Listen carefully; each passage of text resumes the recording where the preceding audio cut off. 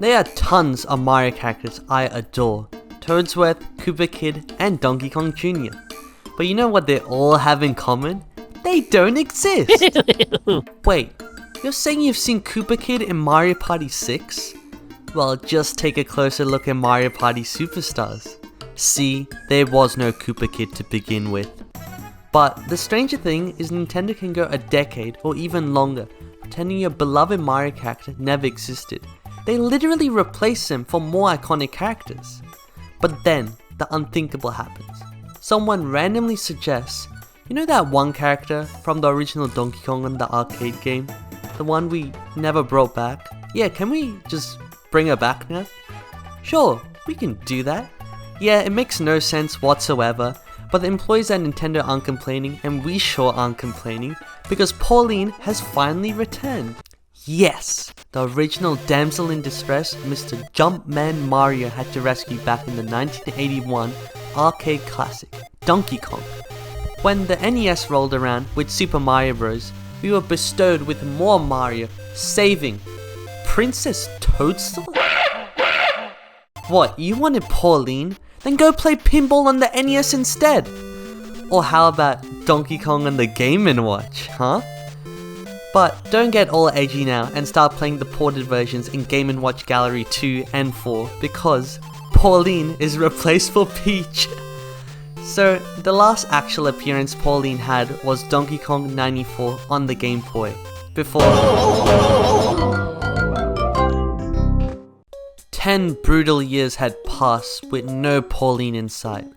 But with the Mario vs Donkey Kong game in 2004, there was hope. No there wasn't. Just Mario and Donkey Kong as the title implied. There's no Pauline in there, so don't feel like you're being ripped off. Even though this game is a spiritual successor to DK94, alas, Pauline fans had given up on hope for this character to return. So what did Nintendo do in 2006? Bring her back in Mario vs Donkey Kong 2 March of the Minis. Or 2007 for every other part of the world aside from North America. After this, Pauline had appeared in the following 4 Mario vs Donkey Kong games. Yeah, I'm still baffled about how many of these are there. It's wild. But in terms of other Mario spin-off titles, there was no sight of Pauline, and of course this would mean an appearance in a mainline game is undoubtedly out of context. You've got to be kidding me! In 2017, Super Mario Odyssey took the world by storm, not only because you can capture a tree, I know that's amazing, but also because Pauline is back! You could say it's just a minor cameo being the mayor of New Dog City and all. Yeah right, I wish I was a mayor. But this one-off appearance led to Pauline being a playable character in Mario Tennis Aces, Mario Kart Tour, Mario Golf Super Rush, Mario Strikers Battle League, and even Mario Kart 8 Deluxe in Wave 6 of its Booster Course Pass. I guess Pauline and Peach can coexist together after all, as long as Pauline doesn't get kidnapped again. And that's kind of similar to how Daisy has never reprised her role in Mario Land, so she could exist alongside Peach. Goes to show you that Peach is the only one who will never get tired of being the damsel in distress. Now, there is another instance where not only 1 but 7 characters were erased, potentially in replacement for a single character. Although Nintendo later realized that they could all exist together as one happy yet dysfunctional family. Bowser's original children, first introduced in Super Mario Bros. 3 as the bosses in each airship, and reappeared again as boss fights in Mario World. These days, many people complain about how they can't stop showing up in every single 2D Mario, and waste 7 character slots in Mario Kart 8. But I think they kind of deserved it. After Mario World, their final appearances consisted of Yoshi's Safari, Mario's Missing, and the game which they got killed off in was none other than Hotel Mario. What a pleasant way to send off your beloved children, Bowser. After this, Bowser made another child in the form of Koopa Kid. We all know what happened to him. Poor guy. Koopa Kid was formerly known as Baby Bowser, which is super confusing as you think this is the same Baby Bowser from Yoshi's Island, which is literally just Bowser as a baby. So no wonder why the name was changed since Mario Party 4. However, we all know who truly is Bowser's one and only descendant, who led to the extinction of both the Koopalings and Koopa Kid. Bowser Jr., first appearing in 2002's Super Mario Sunshine. Leave my mama alone, you bad man. I won't let you take Mama Peach away. Due to the absence of Bowser Jr., the Koopalings were fortunate enough to show up in Mario & Luigi Superstar Saga, released in 2003, which is 9 years after their last appearance, or 12 years after their last appearance in a game people actually cared about. Sorry Hotel Mario fans, but even the Koopalings appearing in Superstar Saga was more of a one-off instance, which is intended to reference Mario World. In 2009, something odd happened.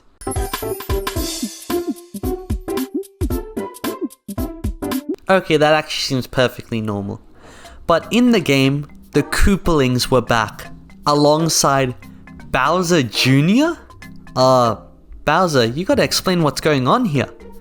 Well, in 2012, Miyamoto stated that our current story is that the 7 Koopalings are not Bowser's children. Bowser's only child is Bowser Jr. Poor Koopalings. But at least they're now allowed to coexist with Bowser Jr. without things getting all awkward. And that's exactly what happened in the following new Super Mario Bros. Games, including the one where Mario poofed out of existence. The Koopalings also played an important role in Mario & Luigi Paper Jam, as well as the side modes for Superstar Saga and Bowser's Inside Story remakes, comprising of a fleshed out personality for once. And luckily, the Koopalings are still bosses in the main mode of Superstar Saga, and didn't get the whole Koopa Kid treatment. Well, you can't blame them. Putting 7 Bowser Jr. fights in a row instead would be an interesting choice, to put it nicely. Even though the ability for the Koopalings to exist with Bowser Jr. was well established, Paper Mario was like, yeah, we ain't doing that, because Bowser Jr. appeared in Sticker Star. However, in Color Splash, he was eradicated from existence in place for the Koopalings. But there's always Mario Kart, the series where Bowser and Dry Bowser can race against each other harmoniously. So let's play some Mario Kart 8, shall we? Oh no. Bowser Jr., who was in Double Dash and Wii, is no longer playable and is replaced for the Koopalings. That is, of course, until his long-awaited return in 8 Deluxe. But now, what could possibly be stranger than the Koopalings and Bowser Jr. replacing one another in some games, yet they can perfectly exist together in other games? When you boot up Mario and Sonic at the Rio 2016 Olympic Games, and there's Larry, Wendy, and...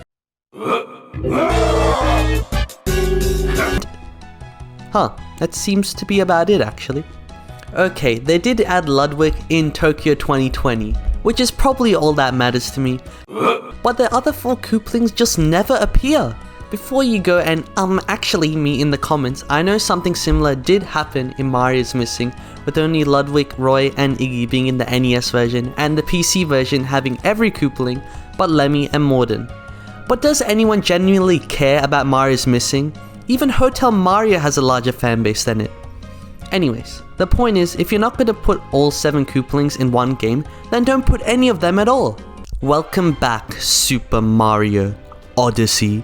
The game which brought us the Broodals? Since when were these clowns invited in my Mario game? Well, the Koopalings will always have a safe home in Mario Kart Live Home Circuit. Yeah, right. And Bowser Jr. is here as well, but Bowser, the king of the Koopas, is not, strangely. Well, I guess it has to be everyone's turn eventually. It's strange how the Koopalings went from a group of forgotten Mario characters to ones who pop up so often you wish they never existed, to them getting sort of killed off again. Well, at least for the mainline games, because look what Mario Wonder just had to do with its bosses. Maybe not 7, but 4 Bowser Jr. fights is absurd considering there are only a total of 5 proper bosses in this game. Guess Nintendo really didn't want Wonder to be the best 2D Mario game ever. Just the best one in a while. So, do you know what 2D Mario game is truly the best? Super Mario World. Okay, I am more of a Mario 3 fan, but had to find a smooth segue, alright, to introduce the one and only Chargin Chuck. An enemy so amazing that Nintendo thought, let's go 20 years without using it. And back in its debut, we did have Lookout Chuck, Confused Chuck, Passing Chuck, Clapping Chuck, you get the point. But when Chuck got revived in 3D World, it was just plain old Chargin Chuck. Kinda disappointing, but all these variants are kind of the same enemy, just with different attacking patterns, so it's fine, I guess. One thing which always puzzled me though, was that Chargin Chucks only appeared green in Mario World, and maintained their blue design in all other appearances. They even blew in Yoshi's Safari of all things. So you could say because Mario World was the first game, their design did change later on, but even the artwork in the Mario World instruction booklet is very faithful to their modern design. That is without the star on their helmet, which was removed since 3D World. Aside from Yoshi's Safari, a game I should really just stop mentioning right now, like no one refers to Yoshi's Safari ever. But besides that, Chargin Chuck's only appearance between Mario World and 3D World was Super Mario Advance 2 Super Mario World. I know, so surprising that the ported remake 2 World keeps the same exact enemies. Well, that didn't happen for Koopa Kid. But Chargin Chuck did invite itself into Super Mario Advance 4 Super Mario Bros. 3 within the newly added e-reader levels. Fortunately, you can play all these levels in the Wii U and Switch re-releases. Even if you count this as their final appearance, we will sadly go 10 years without seeing these buff Koopa Troopers. But when developing 3D World, someone at Nintendo realized that this is a pretty solid enemy we got here, so maybe we should use it. The strange part is that I always felt Chargin Chuck was always one of the more iconic Mario characters, even though his popularity had only grown from the past decade. So, let me take a look at Chuck's recent luck. They were in Captain Toad Treasure Tracker, Mario & Luigi Paper Jam, the Bowser's Minion side mode of Superstar Saga, Super Mario Odyssey, Super Mario Party, the Bowser Jr.'s Journey side mode of Bowser's Inside Story, Paper Mario the Origami King, Super Mario 3D World plus Bowser's Fury, but they aren't in the Bowser's Fury side mode, although I could be wrong on that one. They were also a playable character in Mario Golf Super Rush, and finally a playable character in Mario Kart Tour, Once a Los Angeles Tour, released in February 2022. So these guys are professional drivers all of a sudden, yet have never been in an American football Mario game? Well, don't worry, I'm sure in 2034, Nintendo will finally announce and release the game to the public. I hope. Anyways, I'm glad Chargin Chucks are here to stay, aside from Mario Wonder. But these guys seem like they only want to be in the third dimension anyways these days. And you perhaps could say the same about the final Mario character I'll be talking about. Dorrie! No, not the one from Finding Nemo, and not the thing I always buy from the fish market. It's a Dorrie who first showed up in Super Mario 64, found at the very bottom of Hazy Maze Cave.